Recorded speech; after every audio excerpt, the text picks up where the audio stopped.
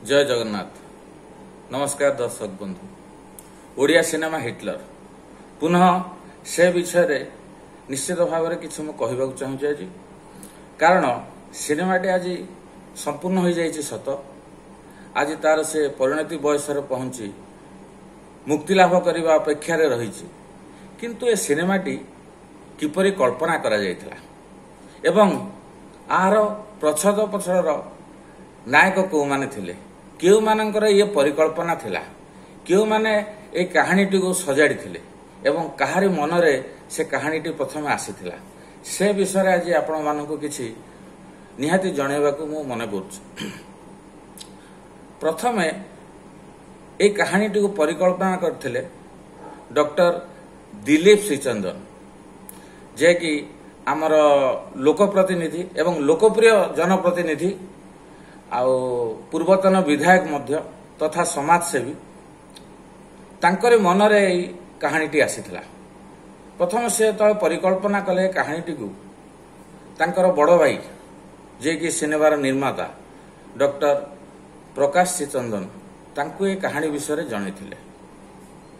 प्रकाश श्रीचंदन कहानी सुनला परे से निश्चित भाव में मना कले एवं सी अंटा भिड़िले जे नाही ए कहानीटी को एक सिनेमा रूप देवा उचित।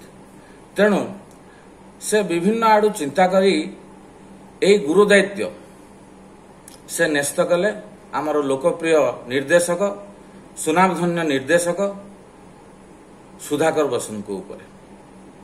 सुधाकर बसंत को से कहले जे कहानी को लेकिन एक सिनेमा आम तैयारी करवा।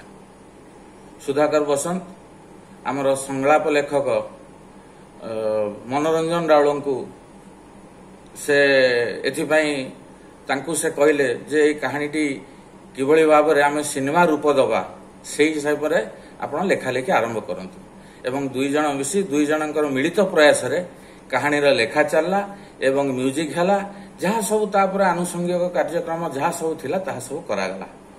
तेणु ये सब हेला परे आज सिनेमाटी तार शेष सोपान रे आसी पहुंची।